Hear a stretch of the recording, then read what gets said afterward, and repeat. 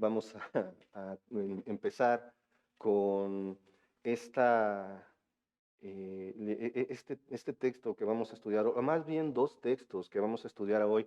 Vamos a tener una pequeña pausa en cuanto al libro de Apocalipsis, hermanos, porque la mitad de la congregación se fue al culto unido. Entonces, para que no perdamos el hilo, pues vamos a estudiar hoy otros pasajes que yo creo, estoy seguro que ustedes conocen. Y antes de mencionar cuáles son, no sé si estarán de acuerdo conmigo que uno de los cuadros más comunes de persistencia, o algunos dicen necedad, es de los niños cuando están viajando, por ejemplo, en un auto, y pues a los 20, 30 minutos a veces, ahorita ya porque se quedan en los teléfonos, ¿verdad? Es menos común, pero si no tienen con qué entretenerse, ¿cuál es la pregunta que empiezan a hacer? ¿Ya vamos a llegar? Exacto. ¿Ya llegamos? ¿Ya llegamos? ¿Ya llegamos? Hasta que, como lo caricaturizan muchas veces, no, todavía no vamos a llegar, ¿no? Ese es un modelo de persistencia realmente. Y la razón por la que ellos lo hacen, ¿por qué es? Bueno, es por su impaciencia, poca resistencia a estar sentados quietos en un lugar, ¿no? Precisamente por eso, por ejemplo, las minivans traen la mayor cantidad de entretenimiento posible porque son vehículos que están pensados para que los niños vayan atrás y les puedan poner una película, y ahora hay camionetas con pantallas y un montón de cosas. Y bueno, precisamente quise usar este pequeño ejemplo de persistencia, tal vez hasta necedad, como les digo, porque hoy vamos a aprender acerca de la importancia de orar persistentemente. Esto usando como base dos parábolas muy conocidas en el Evangelio según San Lucas. Una, la del amigo inoportuno, y la otra es la de la viuda y el juez injusto. Estos textos los podemos nosotros ver ahí en el capítulo 11, versículos 5 al 13, y capítulo 18, versículos 1 al 8 del Evangelio según San Lucas. Y es bien importante que nosotros conozcamos esto, y les voy a recomendar un libro que fue de parte de la cantidad de libros que me pusieron de tarea a leer en el seminario. Este libro se llama Las parábolas de Jesús, de James Montgomery Boyce. Si lo pueden encontrar, realmente lo van a disfrutar y van a aprender muchísimo a través de él. Entonces, pues vamos a orar para poner este tiempo en manos del Señor. Padre amado, Padre celestial, cuántas gracias te damos, Señor, por este día. Gracias, Padre, por tu amor, por tu misericordia. Gracias, Señor, porque eres bueno. Y, Señor, quiero rogarte por este tiempo para aprender de tu palabra, que no sea yo hablando, sino que tu Santo Espíritu nos muestre lo que hemos de aprender hoy. Y te ruego, Señor, que tengas misericordia de este pobre predicador, Señor, que es incompleto sin ti, que nada tiene que decir que sirva, mas si no está basado en tu palabra, Señor. Te ruego que seas tú el que hable, que permitas que mi garganta no falle en este tiempo, Señor, y que todo esto sea para tu honra y gloria, Señor. Padre, también te ruego por nuestras mentes y corazones, que nos mantengas enfocados únicamente en ti. Gracias por esto, Señor. Gracias. En el nombre de nuestro Señor Jesucristo. Amén. Muy bien, pues les pido por favor me acompañen en sus Biblias al Evangelio según San Lucas. Vamos a estar allí un rato, pero vamos a estar también visitando otros textos. Y bueno, el primero que vamos a ver está en Lucas capítulo 11, versículos 5 al 13. Dice la palabra del Señor. ¿Ya lo tienen ahí en Lucas 11? 5 al 13. Como les digo, son textos que ustedes seguramente ya conocen, y dice la palabra del Señor. Les dijo también, perdón, ¿quién de vosotros que tenga un amigo va a él a medianoche y le dice, amigo, préstame 3 panes, porque un amigo mío ha venido de viaje y no tengo qué ponerle delante? Y aquel respondiendo desde adentro le dice, no me molestes, la puerta ya está cerrada y mis niños están conmigo en cama. ¿No puedo levantarme y dártelos? Os digo que aunque no se levante a dárselos por ser su amigo, sin embargo por su importunidad, se levantará y le dará todo lo que necesite. Y yo os digo, pedid y se os dará, buscad y hallaréis, llamad y se os abrirá. Porque todo aquel que pide recibe, y el que busca halla, y al que llama se le abrirá. ¿Qué padre de vosotros, si su hijo le pide pan, le dará una piedra? ¿O si pescado, en lugar de pescado, le dará una serpiente? ¿O si le pide un huevo, le dará un escorpión? Pues si vosotros, siendo malos, sabéis dar buenas dádivas a vuestros hijos, ¿cuánto más vuestro Padre Celestial dará el Espíritu Santo a los que se lo pidan? Este texto seguramente ustedes ya lo han conocido, y antes de empezar con el tema, me gustaría que observen algunos detalles dentro de este. Fíjense, en primer lugar, ¿quién le está hablando a quién? Esto lo podemos ver ahí en el capítulo, en el versículo 5, que dice: ¿quién de vosotros que tenga un amigo va a él a medianoche? Observen esto, hay una cercanía, no es alguien desconocido, es un amigo. Y ahorita van a ver por qué estoy diciendo esto. Ahora vamos a la siguiente parábola, que es ahí mismo en Lucas, pero ahora en el capítulo 18, versículos 1 al 8. Acompáñenme, por favor, en sus Biblias, al capítulo 18, versículos 1 al 8. Esta es la parábola de la viuda y el juez injusto, comúnmente más conocida como la parábola del juez injusto, y dice así la palabra del Señor. También les refirió Jesús una parábola sobre la necesidad de orar siempre y no desmayar, diciendo: había en una ciudad un juez que ni temía a Dios ni respetaba a hombre. Había también en aquella ciudad una viuda, la cual venía a él diciendo: hazme justicia de mi adversario. Y él no quiso por algún tiempo. Pero después de esto dijo dentro de sí: aunque ni temo a Dios ni tengo respeto a hombre, sin embargo, porque esta viuda me es molesta, le haré justicia, no sea que viniendo de continuo me agote la paciencia. Y dijo el Señor: oíd lo que dijo el juez injusto. ¿Acaso Dios no hará justicia a sus escogidos que claman a él de día y de noche? ¿Se tardará en responderles? Os digo que pronto se les hará justicia, pero cuando venga el Hijo del Hombre, ¿hallará fe en la tierra? En esta parábola lo que quiero que nosotros veamos es algo muy importante. Si bien vemos al juez injusto, ¿qué dice acerca de los que le hablan a Dios? Fíjense allí en el versículo 7, perdón. ¿Y acaso Dios no hará justicia a quiénes? A sus escogidos. Está hablando nuevamente de sus cercanos, de los suyos. Ahorita nuevamente les digo, vamos a ver por qué estoy haciendo énfasis en esto. Y no quiten sus dedos ahí de estas dos parábolas. Vamos a estar regresando a ellas. Y la oración, hermanos, siendo honestos, la oración suele ser un asunto difícil. ¿Por qué? Porque orar, sobre todo en tiempos difíciles o por tiempos muy prolongados, suele traer cierto desánimo. Y además tenemos una declaración que las escrituras hacen acerca de nuestra forma de orar, acerca de cuando nosotros oramos. Acompáñenme por favor a Santiago, la carta de Santiago, capítulo 4, versículo 3, que dice así: pedís y no recibís, porque pedís mal para gastar en vuestros deleites. En la Nueva Versión Internacional dice: porque piden con malas intenciones. Esta parte es incluso sorprendente porque pensemos en nuestras oraciones, hermanos. ¿Cuántas veces hemos orado por algo que pensamos que es positivo, que puede ser de bien para nosotros, pero la palabra de Dios dice que no recibimos porque pedimos mal, porque pedimos con malas intenciones? ¿Cómo puede ser esto?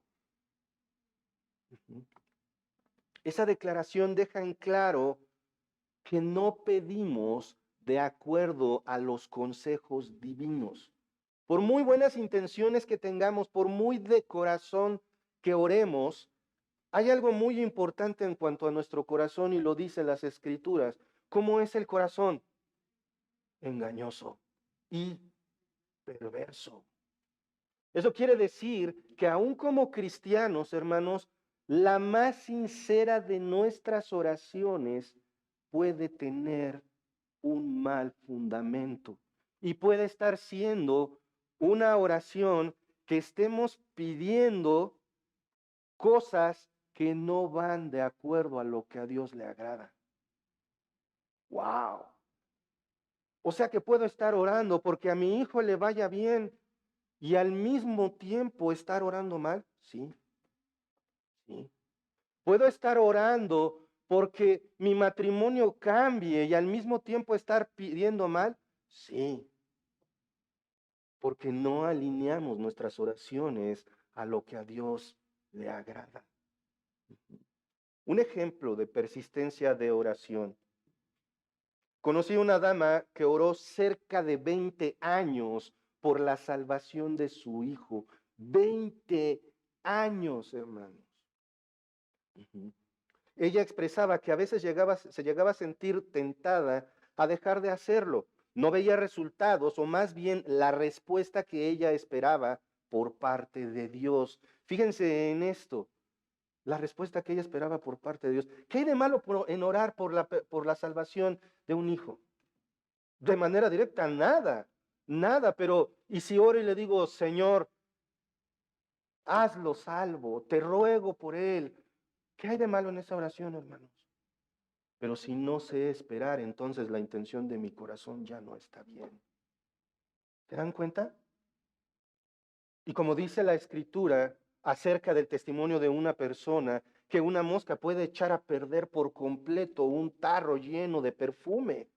Una pequeña intención equivocada en nuestra oración, hermanos, la echa por tierra. Y entonces se cumple lo que dice Santiago, pedimos y no recibimos. ¿Por qué? Porque pedimos, parafraseando, con mala intención. Ujú.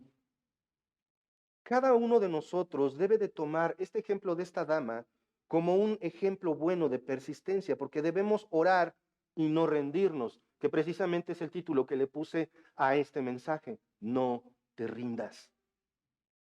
Ujú. Hermanos, orar vale la pena.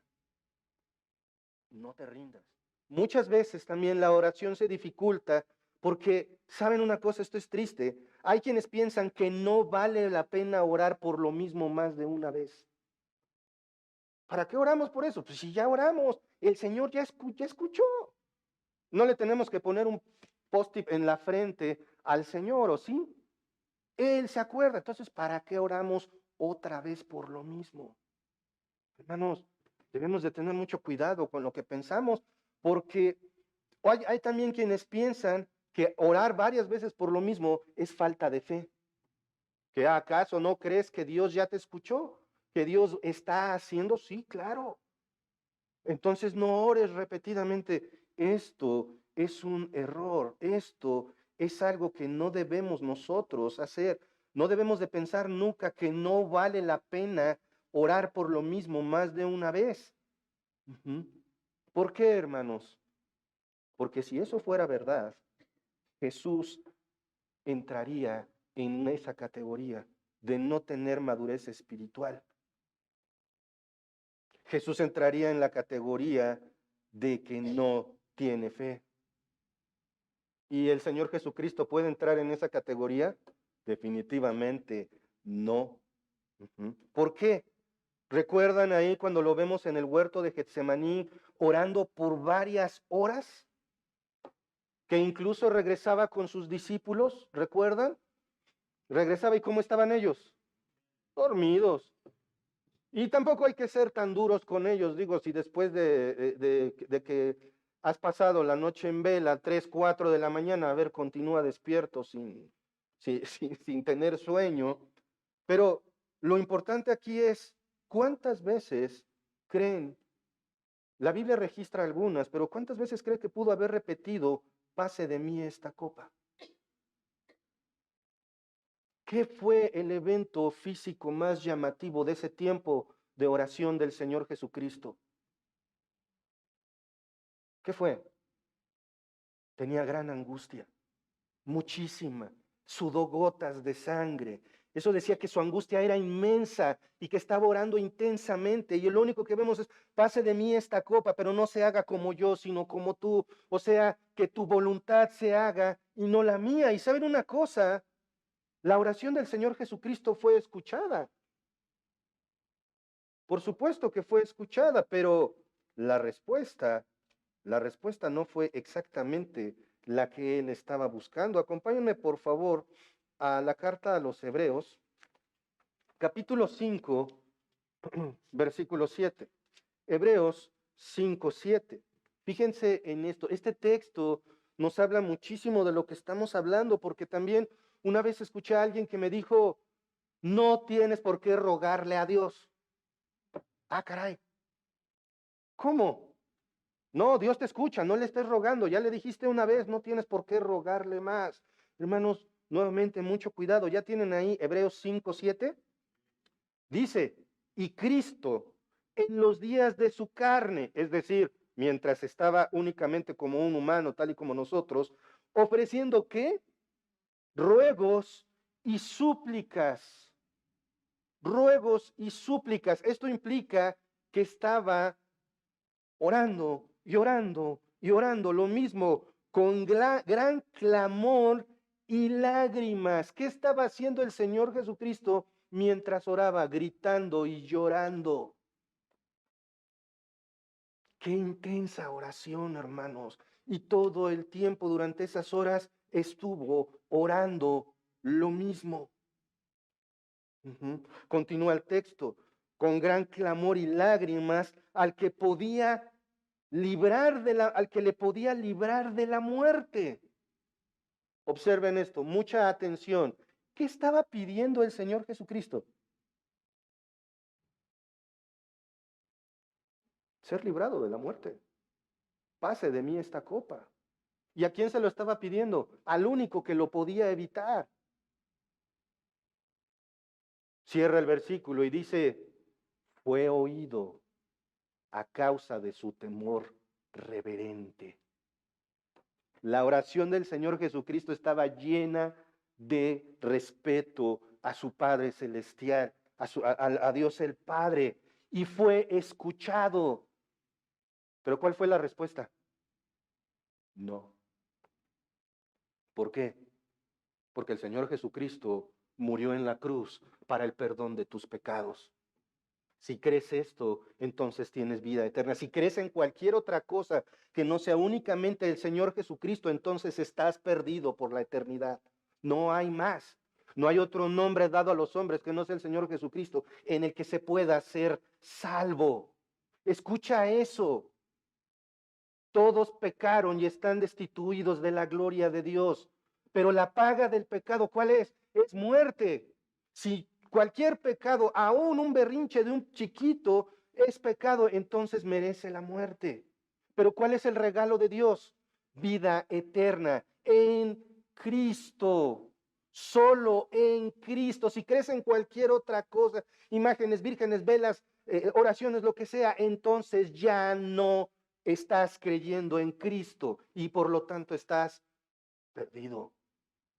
Solamente en Cristo se encuentra la salvación. Vuelvo al punto, hermanos, ahí en Hebreos 5:7. Fue escuchado por ser reverente. Esa parte es bien importante. Al orar debemos de ser reverente. Nada de que Chuchito, Señor, tú que eres mi Diosito, o cosas así. No. Al orar le estamos hablando al Creador del universo. ¿Y cómo le hablamos a alguien en autoridad? Hasta de usted, ¿no? No digo que oremos de usted. Ujú. Digo que oremos con mucho temor, con mucho respeto, midiendo cada palabra que digamos al orar. Ahora, volviendo al tema de las parábolas que hemos leído ahí en Lucas 11 y Lucas 18, suelen ser tomadas como temas separados. Y eso parece, ¿por qué? Porque la primera de qué habla, pues de un amigo que va en la noche a pedirle comida a otro porque llegó otro amigo, ¿cierto? Así de fácil. Y la segunda, de una mujer, una viuda, que va con un juez de esos que casi ni hay, que no les interesa a la gente. Ya ven que eso no pasa en nuestro país. Esas cosas son raras, pero quiere que le apliquen justicia, no quiere favores, quiere que le den justicia. Y el juez injusto le dice, no quiero como ves, y hazle como puedas. Eso ni pasa tampoco, ¿verdad? Pero esa parábola cierra con algo muy importante. Dios no es así. Vamos a ver 3 puntos. Sobre todo estos puntos están recargados en algo. El personaje de cada parábola muestra persistencia. ¿Por qué? Porque el primero se ve que, ¿qué quieres? Pan. ¿Para qué? Para un amigo. Ujú. Y el otro, una mujer que va a una audiencia y va a otra, y va a otra, y va a otra. Hasta que el juez dice, ya me tiene hasta aquí. Ok, persistir. ¿Recuerdan como los niños en el viaje? ¿Ya llegamos? ¿Ya llegamos? ¿Ya llegamos? ¿Falta mucho? Ujú. Persistir. Primer punto. La parábola del amigo inoportuno compara a Dios con un padre que cuida de su familia, y la del juez injusto precisamente compara a Dios con un juez. Pero ojo, tanto el amigo como el juez, ¿cómo son sus respuestas con respecto a quienes los increpan? Negativas. Mucho cuidado, no necesariamente cuando veamos a un personaje que representa a Dios en una parábola, quiere decir que Dios es así. Ujú. Esa es cuando equiparamos a Dios con el personaje. Pero en estas dos parábolas lo que se hace es contrastar. Cuando contrastamos algo, estamos comparando dos cosas de diferente naturaleza y que no van a actuar igual en este momento. Por eso es que debemos de tener bien en claro que estas comparaciones no son para decirnos que Dios está acostado durmiendo y que no te va a hacer caso. Ni tampoco es un juez impaciente. Estas dos parábolas nos ponen en contraste con Dios. Todos conocemos a alguien que aunque vayas y le toques para pedirle un favor, no te va a hacer caso. Y todos tristemente sabemos que los jueces pueden ser muy injustos. En contraste, Dios no es así. No importa que ahora le toques a Dios, Él te va a dar lo que necesitas. No importa cuántas veces le pidas algo a Dios, Él no se impacienta contigo. Estas dos parábolas, como les digo, nos ponen en contraste con Dios. Es muy fácil que uno de nosotros niegue ayuda, pero Dios no. Y como les decía, hay jueces injustos, pero Dios no. Dios es el juez perfecto, sin sombra de desprecio hacia sus hijos. En palabras del autor del libro que les mencionaba al principio de las parábolas de Jesús, dice, Dios no es injusto y no está dormido. Siempre hace lo correcto, siempre está atento a las necesidades de sus hijos. Hermanos, ¿tienes necesidades? Todos. ¿Estás pasando por una situación que a los ojos de Dios es injusta? También es muy probable. Recuerda lo que dijo Boyce, Dios no es injusto y no está dormido. Siempre hace lo correcto, siempre está atento a las necesidades de sus hijos. Hermanos, eso debe de ser el mayor aliento posible a nuestras peticiones.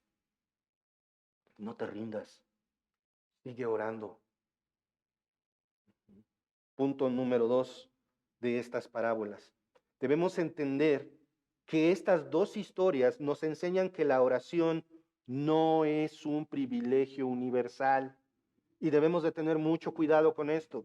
La oración no es un privilegio universal, todo lo contrario, es claro que la oración es únicamente para los hijos de Dios y sus escogidos. ¿Se acuerdan esos dos puntos que señalé al principio, que pusiéramos atención en cada parábola? Acompáñenme, por favor, vamos de regreso al Evangelio según San Lucas, capítulo 11, versículo 5. Les dijo también, ¿quién de vosotros que tenga un amigo va a él a medianoche y le dice, amigo, préstame 3 panes. Observen bien el texto, hermanos. Nuevamente lo que les decía hace rato. Hay familiaridad. Tanto el que necesita como aquel que está en la casa con sus hijos ya dormido, ¿qué son? Son amigos, son cercanos. Y algo muy importante que debemos entender, cuando alguien dice cada ser humano es hijo de Dios, está mintiendo, está diciendo algo equivocado. No lo tengo aquí en diapositivas, pero quiero andar un poquito más en este tema y quiero que me acompañen, por favor, en sus Biblias al Evangelio según San Juan, capítulo 1, versículos de el 11 en adelante al 13. Quiero que observen allí en sus Biblias, observen allí en sus Biblias lo que dice la palabra del Señor. Para empezar, nos habla precisamente del rechazo que el Señor Jesucristo sufrió por su propio pueblo, los israelitas. A lo suyo vino y los suyos no le recibieron. Tan el pueblo de Israel, tan los judíos no estaban de acuerdo con Jesús, que por algo el Señor Jesucristo terminó en una cruz para el perdón de tus pecados. Dice el versículo 12, mas a todos los que le recibieron, a los que creen en su nombre, les dio potestad de ser hechos hijos de Dios. ¿Recuerdan lo que dice Romanos 3:23? Por cuanto todos pecaron y están destituidos de la gloria de Dios. ¿Qué significa esto? Que cada ser humano no tiene derecho de acercarse a Dios, a menos que, dice aquí el versículo 12, mas a todos a los que le recibieron, entiéndase recibir como creer en Él, creer en Jesús, a los que creen en su nombre, les dio potestad. ¿Qué dice Romanos 3:23? Por cuanto todos pecaron y están destituidos de la gloria de Dios, por lo tanto no tienen permiso, no tienen potestad de acercarse a Dios. Pero creer en Jesús, ¿qué me da? Permiso, potestad, autorización divina para acercarme a Dios. ¿Y cuáles son los hijos de Dios? Versículo 13, allí en sus Biblias, los cuales no son engendrados de sangre, o sea, nadie nace cristiano, ni hijo de Dios. ¿Se dan cuenta? Nadie nace hijo de Dios, ni de voluntad de carne. ¿Recuerdan lo que dice ahí en Romanos 10? No hay quien busque a Dios, no hay quien haga lo bueno, no hay ni siquiera uno, ni de voluntad de carne. Nadie quiere acercarse a Dios realmente, ni de voluntad de varón. Nadie puede decirte, ahora hermano, ya eres cristiano. No, solo Dios te pone la fe en Cristo. Solo Dios. Por eso es tan importante ver esto. Regresemos a Lucas, ahí capítulo 11, versículo 5. ¿Quién de vosotros que tenga un amigo? La oración, hermanos, no es un privilegio universal. Cuando hay necesidades grandes, cuando hay, por ejemplo, ahora que ha sido esta desgracia que está ocurriendo en Guerrero y que sigue vigente, se hacen cadenas de oración y está bien. El problema es cuando dicen, no importa en qué creas. No importa tu religión, no importa si crees en Jesús o no, ora para que esta gente esté mejor. Error, mal, y mal haríamos en participar, porque es incentivar esa mentira de que todos somos hijos de Dios y eso no es cierto. Todos somos sus criaturas, pero para ser hijo hay que creer en Jesús. Si no, no eres hijo de Dios. Y eso es bien importante. Y vamos a ver esto, como les decía, de que no, el privilegio de la oración no es universal. En el capítulo 18 de Lucas, versículo 7, dice, ¿acaso Dios no hará justicia a sus escogidos que claman a Él de día y de noche? ¿Se tardará en responderles? Wow, aquí hay dos declaraciones importantísimas. La justicia divina, ¿para quién es? El beneficio de la justicia divina, ¿para quién es? Para sus escogidos, escogidos desde antes de la fundación del mundo. Si tú estás aquí y crees en el Señor Jesucristo como tu único Salvador, alégrate porque fuiste escogido desde antes de la creación. ¡Wow! Gracias a Dios por esto, pero fíjense bien lo que dice. ¿Dios no hará justicia a sus escogidos? Es una pregunta retórica. Todos sabemos la respuesta. Sí. ¿Todo es justo para los cristianos? No. Para la mayoría de la gente tampoco. Pero para los cristianos tenemos que tener cuidado porque este texto puede ser mal usado para decir, a ti siempre te va a ir bien. No es cierto. No es cierto. No siempre nos va a ir bien en la tierra. ¿Cuál es la justicia que Él hace por nosotros? Que en algún momento, por lo menos, más bien, nada más para empezar, tu salvación. Y en segundo lugar, los malos van a recibir su castigo. Pero fíjense cómo cierra el versículo. ¿Se tardará en responder? Esta parte, esta pregunta nos habla de ese concepto que tenemos de que Dios va a ejecutar su justicia pronto. Pero no se refiere a que va a pasar en un corto tiempo, sino que es inminente, va a pasar. La justicia de Dios va a pasar. Así que si tú estás sufriendo por una injusticia que te están causando otros seres humanos, no te amargues, porque su justicia les va a llegar. Y créeme, si tomamos en cuenta lo que es el infierno, ¿se acuerdan lo que hemos estado aprendiendo del lago de fuego, del infierno? No quieres que ni ellos vayan ahí. Pero si Dios ya los predestinó para el infierno, al infierno van. Y eso es la justicia de Dios.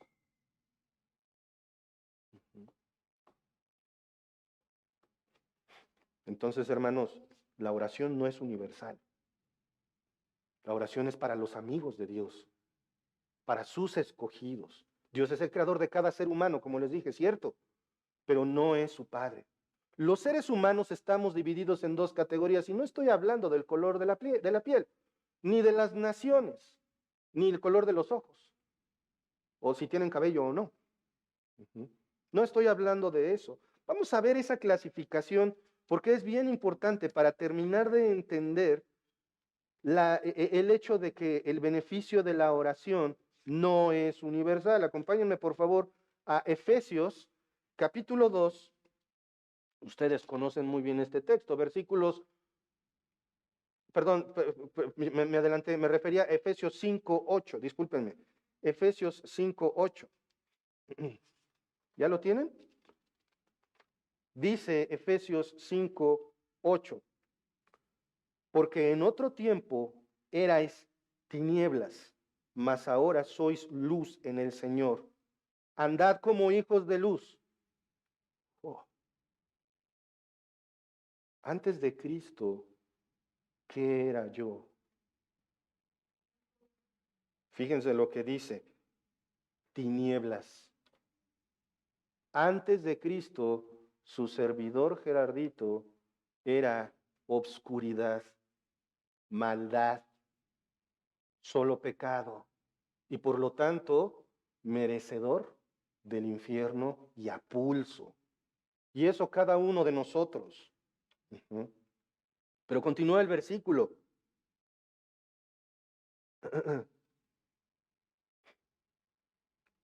Más. Ese más sería mejor traducido como pero. Mas ahora sois luz. ¿En qué? En el Señor. Eso significa que Gerardo hoy, delante del Señor, ya no es merecedor del infierno, pero por lo que Jesús hizo. No porque Gerardito se porte bien, todo lo contrario. Gerardito sigue siendo merecedor del infierno, pero por gracia es salvo por medio de la fe. Y esto es de cada uno de nosotros. Debemos estar felices por ser salvos, sí, pero no orgullosos de que ya no peco. No, yo ya no hago nada malo. Cuidado, porque eso es decirle a Dios mentiroso. Todos los seres humanos, el que quieras pensar, aún los líderes religiosos más grandes, son pecadores. Pero ¿cuál es la diferencia contigo y conmigo? Que soy un pecador redimido. Esa es la diferencia. ¿Y qué es lo que debo hacer entonces? Continúa el versículo 8. Andar como hijos de luz. Un foco. ¿Qué hace un foco? Pues alumbra, ¿no? Un foco que no alumbra, ¿de qué sirve? De nada. ¿Y dónde termina? En la basura. ¿Entienden la analogía? O brillas o no sirves. ¡Wow! Eso es algo bien importante, hermanos. Si soy luz, no porque tenga luz propia, soy como la luna. No tengo luz propia, sino que reflejo la luz del sol. Mi gloria, mi luz no es mía, es la que me da el Señor. Pero si ando por ahí en pecado, en corrupción, pues está total, el que no tranza no avanza, una lanita para que me echen la mano, o sea, 500 pesos, etcétera. Hermanos, eso no es andar en luz. Eso es andar en tinieblas otra vez. Y es bien triste porque si no le damos la suficiente importancia a la oración, tendemos a andar así.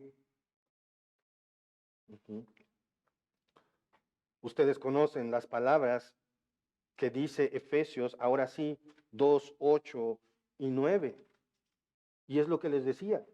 Si eres luz, entonces Efesios 2, 8 y 9 aplica. Y si no eres luz, si eres tinieblas, si no crees en Jesús, escucha lo que dice, porque por gracia sois salvos por medio de la fe. Y esto no de vosotros, pues es don de Dios, no por obras, para que nadie se gloríe. No importa qué tan bien te portes, no te vas a ganar el favor de Dios.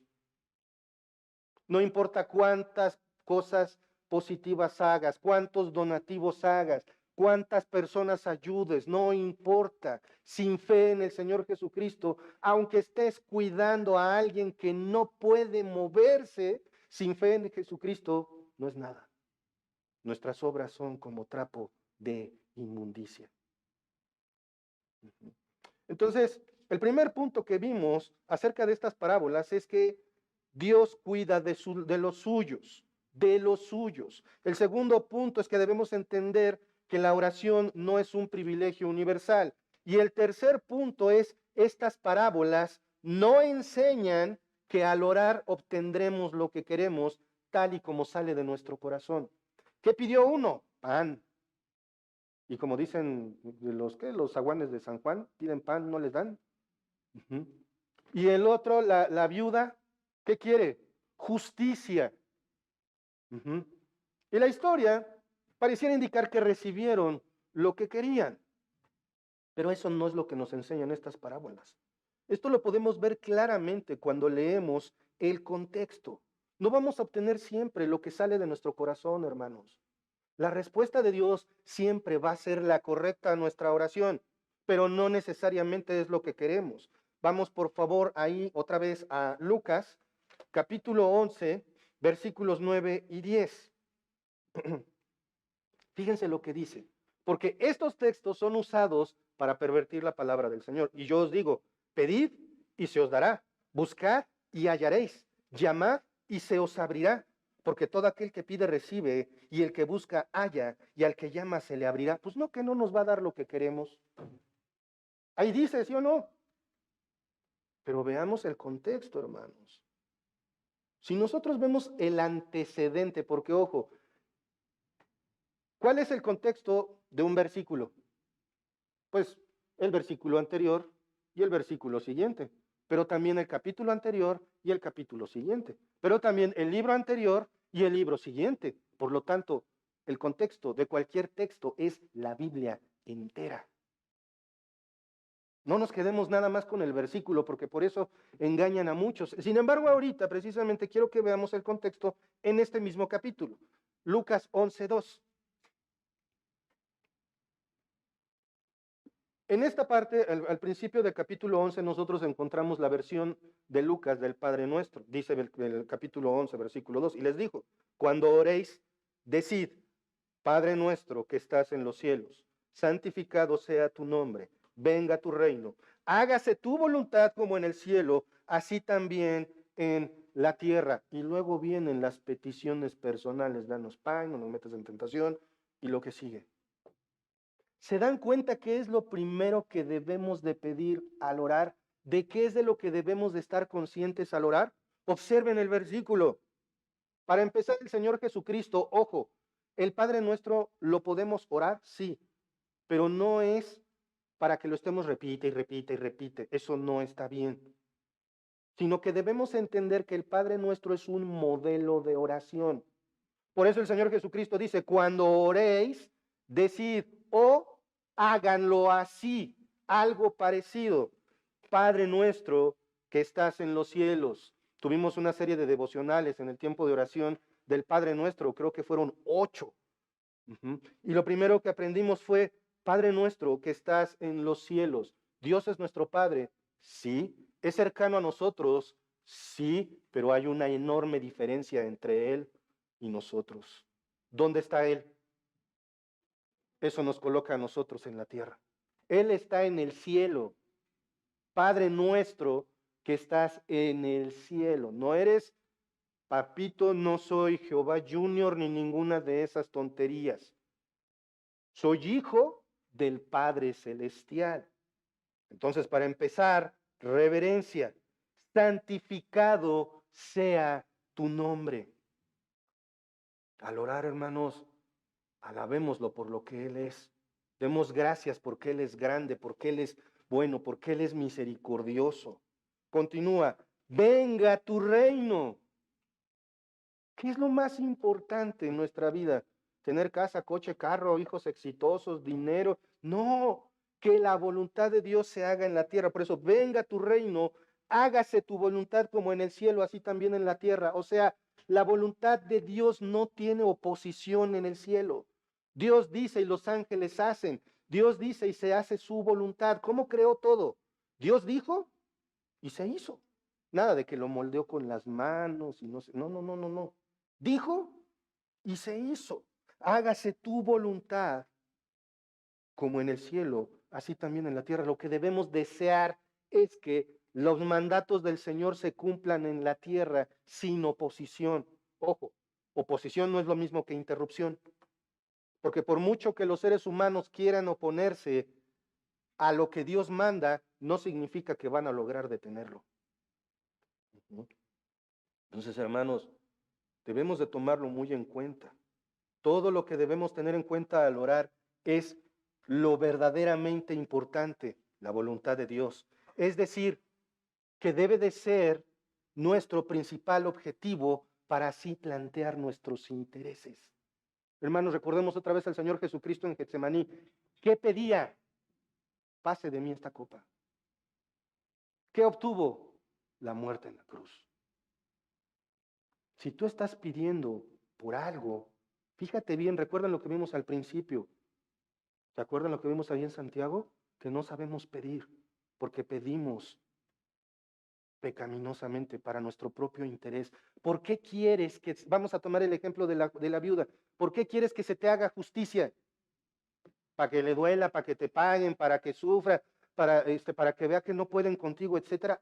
Hay que revisar lo que hay en nuestro corazón al orar. El objetivo es que la voluntad de Dios se cumpla, que su palabra se cumpla, que al cumplirse tu deseo se vea más Jesús. ¿Se ve más de Cristo en ti? Señor, cambia al burro de mi marido, por favor.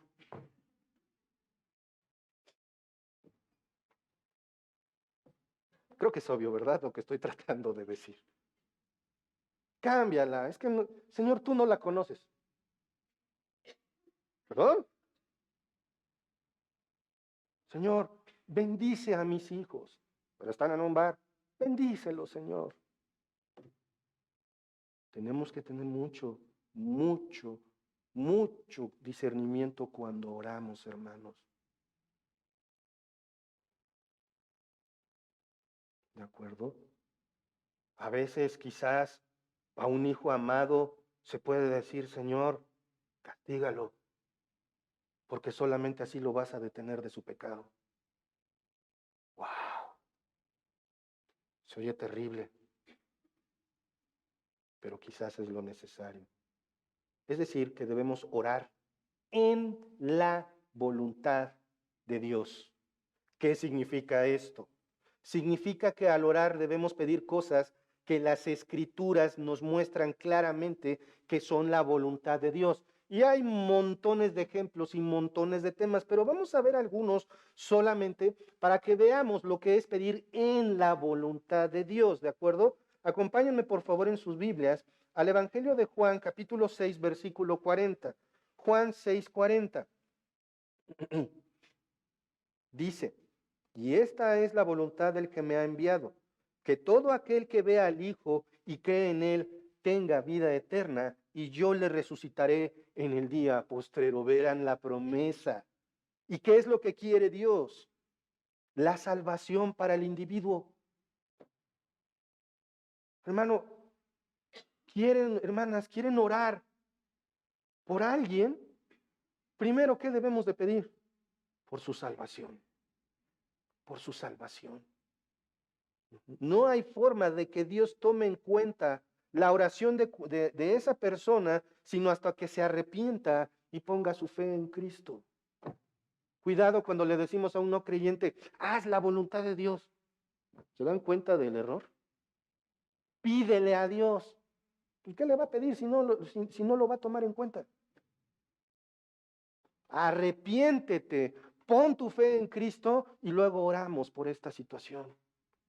No digo que no debamos orar por las necesidades que tienen quienes no son creyentes, todo lo contrario, pero ¿quiénes son los que debemos orar?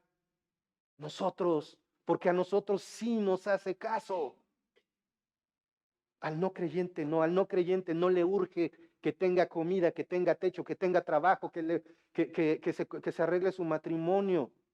Al incrédulo le urge la salvación. A la no salva le urge la salvación. Entonces, orar en la voluntad de Dios es es pedir por la salvación del individuo.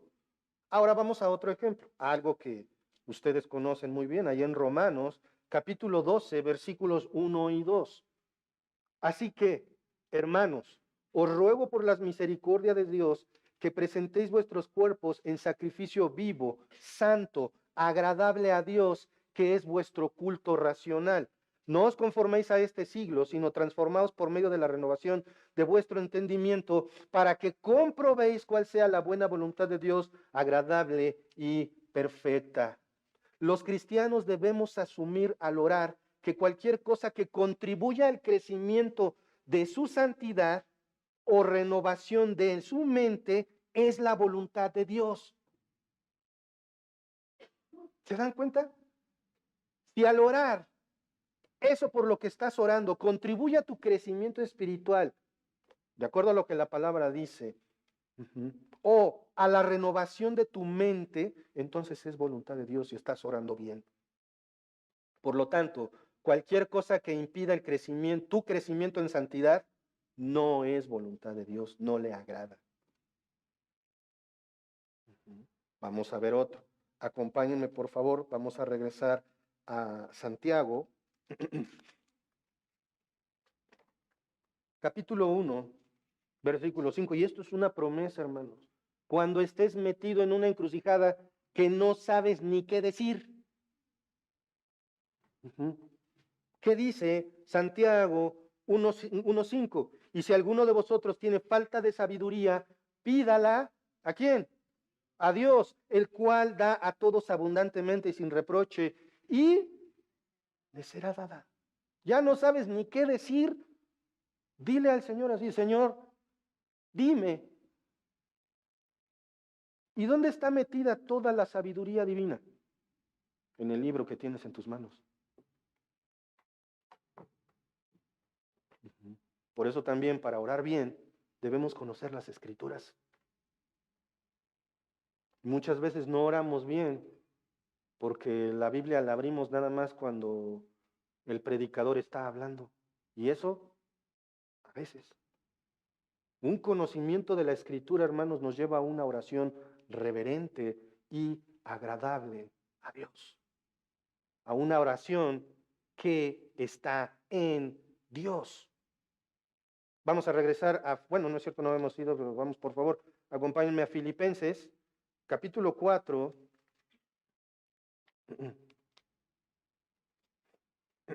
versículos 6 y 7.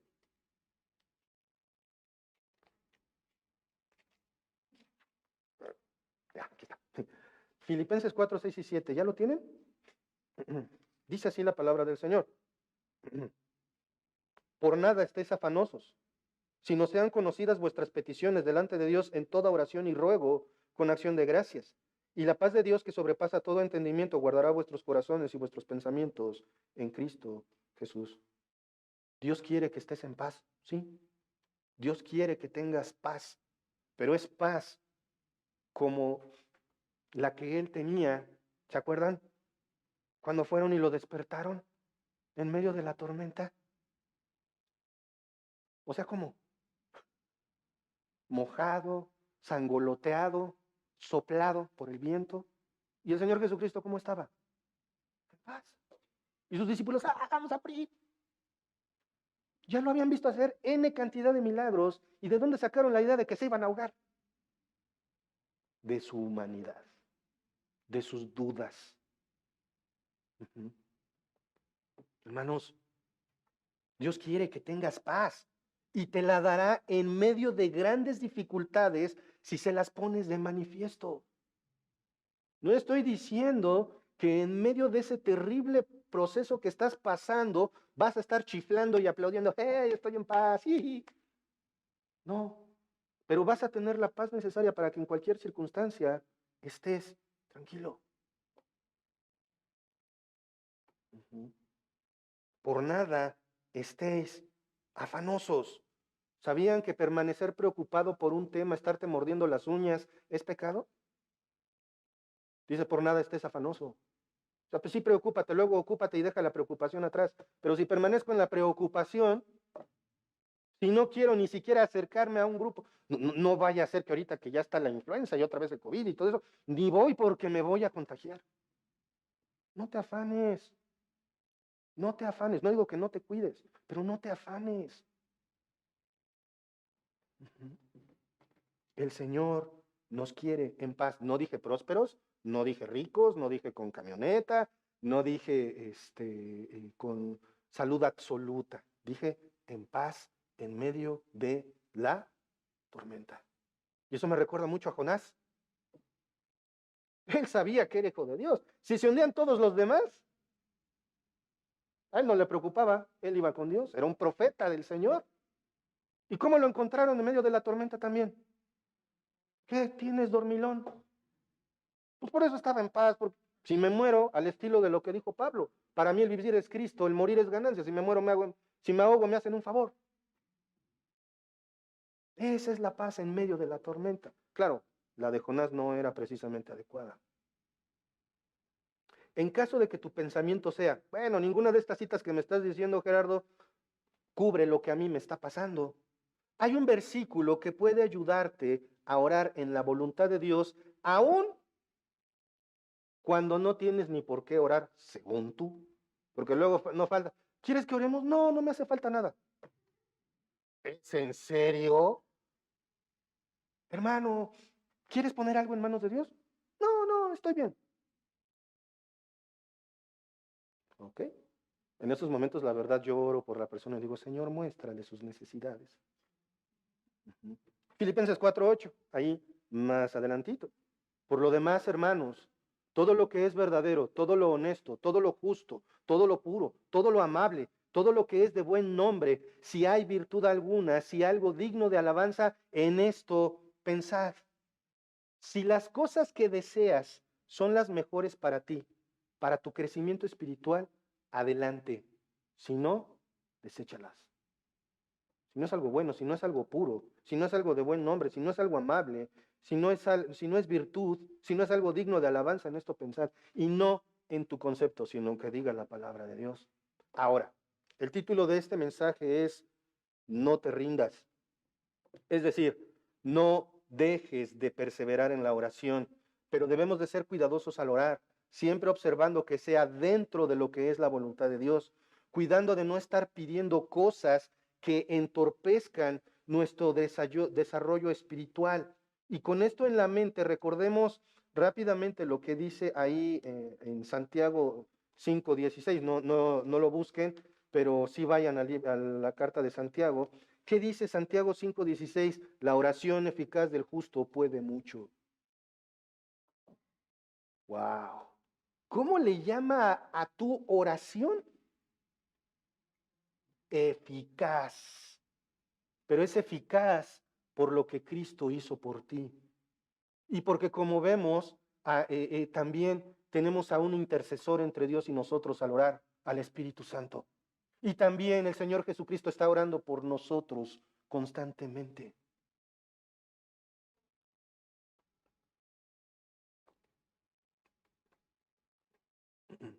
Vamos, por favor, ahora sí, si se adelantaron ahí a Santiago,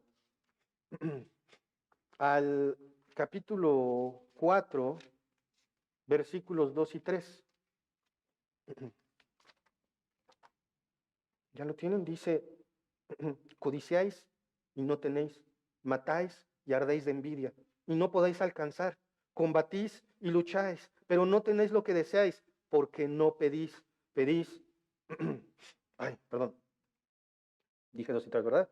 Así, pedís y no recibís porque pedís mal para gastar en vuestros deleites. No nos olvidemos de eso, hermanos. Nuestra oración puede parecernos muy buena, pero tener una raíz podrida. Recordemos este mismo pasaje, como se los había dicho, pero en la Nueva Versión Internacional, porque piden con malas intenciones. Nos muestra claramente que es posible perseverar en la oración y eso está bien, pero ¿podemos perseverar en la oración equivocada? Sí. Definitivamente. Es por esto que siempre debemos someter nuestras oraciones al escrutinio de las Escrituras. Y vamos a ver ya casi para cerrar lo que dice el Evangelio según San Juan, capítulo 14, versículo 13. Juan 14, 13. Dice, y todo lo que pidierais al Padre en mi nombre, lo haré. Oh, si yo quiero una lana, si quiero... Ay, gracias, hijo. Gracias, hijo. Yo quiero cosas. Fíjate lo que dice ahí. ¿Acaso no dice, fíjense, 14:13, bien clarito, todo lo que pidieres al Padre en mi nombre, lo haré? Éjele. Entonces ya puedo ir pidiendo mi Raptor, una camioneta. Pero fíjense lo que dice el versículo. Es lo que les digo del contexto. Lo haré para que el Padre sea glorificado en el Hijo. O sea que no le puedo pedir yo otra esposa a Dios y pensar que estoy glorificando al Padre, porque claramente eso es en contra de su voluntad. Igual una chica no puede estar diciendo, Señor, te pido por mi novio, aunque es incrédulo, pero es mi novio, pero yo sé que a ti te agrada porque así lo lo evangelizo. Claramente eso está en contra de la voluntad de Dios. Nuevamente el texto, hermanos, y lo que pidiereis al Padre en mi nombre lo haré para que el, perdón, lo haré para que el Padre sea glorificado en el Hijo. Entonces la pregunta que te puedes hacer es, ¿lo que estoy pidiendo glorifica al Señor? Mm. Si la respuesta es sí, en base a las Escrituras, sigue pidiendo, sigue orando. En caso de que tu respuesta sea no, entonces abandona la petición. No te edifica, no contribuye a tu crecimiento espiritual por más que lo desees. Si estás escuchando esto y no crees en Cristo para tu salvación únicamente, ora y pide a Dios misericordia para que el Espíritu Santo te muestre tu pecado y puedas arrepentirte. y poder poner tu fe en aquel que murió para el perdón de tus pecados y resucitó al tercer día. Y tú, hermano, si crees que no tienes nada por qué orar, lo cual resulta raro, únete a las peticiones de tus hermanos. Ora constantemente y sin cesar por aquello que Dios pone en tu mente y que está dentro de su voluntad. Ora porque Dios traiga más obreros a su mies.